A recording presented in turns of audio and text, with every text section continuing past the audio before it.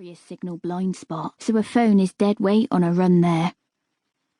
I wriggle into black lycra shorts and a white t-shirt with a bold red Nike logo, drag on my new pair of Mizuno trainers and lace them up, open my bedroom door. The house is quiet. Hannah is not home yet from her night shift at the hospital. Sometimes we meet at this hour and exchange a few words, Hannah stumbling in, exhausted after a hard night's work, me fresh and ready for my run. But not today. Today is different. Out in the lane, the air feels sultry and shut in, the sky drawn tight across the cottage roof. Migraine weather, Hannah calls it. The sun may be shining in our little part of the world, but dark clouds from the moors are already on the edge of the valley, promising rain later. I stretch out my hamstrings, then swing my arms up and down to warm up. 10 times forward, 10 times back. Shrug my shoulders a few times, roll my head slowly round to the left, then back to the right. I head off towards the village at a gentle warm-up pace, pretending not to consider which route to take, even though there's nothing else in my head today. About half a mile down the lane, the road runs past the gated entrance to what used to be our farm, once upon a time, but is now a partial ruin. Renovation work that was started years ago still lies unfinished, the roof flapping with poorly secured plastic. There's a thin black cat crouched on top of the old piggery, staring malevolently in my direction, ears flattened on its head. I stride out, beginning to run. Mist is rising slowly in Tinker's field, obscuring the legs of the black and white cows grazing there.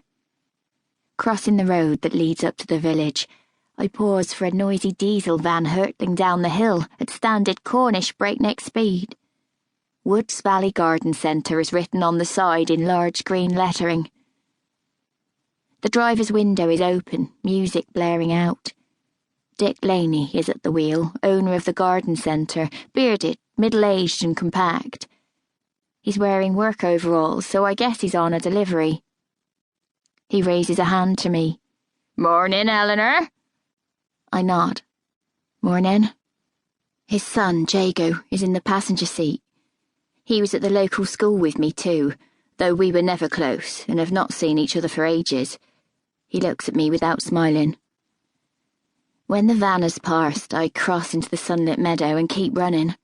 The grass half obscuring the path to the woods has not been cut this year, and is almost knee-high now. But I don't mind, threading my way through with pleasure, flicking the bright rustling grasses on either side. Running is a ritual, and one I've grown to love over the years. To be able to shut out everything else in your life for an hour and concentrate solely on your body, your technique, your stamina. That's the beauty of running. It purges the soul. That's why, even on a bad day, on the worst day imaginable, even a day like today, I still need to run. There is someone else in the woods today. I often get that feeling, to be fair, the sensation of being watched when I run, or spied on through windows at the cottage. Like there's someone out there, keeping me under observation. It's just nerves, my therapist used to say, a lively imagination playing tricks on me. That was one thing I hoped to achieve by going back into therapy, saying goodbye to the shadow man who still haunts my dreams. Today feels different though. Today my skin is prickling as soon as I vault the stile from the meadow, before I'm even 10 feet into the woods. There's a physical edge to the sensation of being watched, like it's 3-dimensional.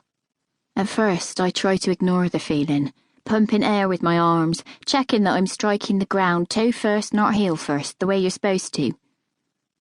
I hear a crack of twigs behind me, and glance around, frowning. But the wooded slopes are empty. The woods feel unthreatening here, still so close to the meadow and the main road into the village. On sunny days like these, light slips through the gaps in the leaves, soft and dappled, to give an almost magical air. I often catch a glimpse of fleeing brown rabbits on these morning runs, or the occasional grey squirrel watching me from halfway up a moss trunk. Some days I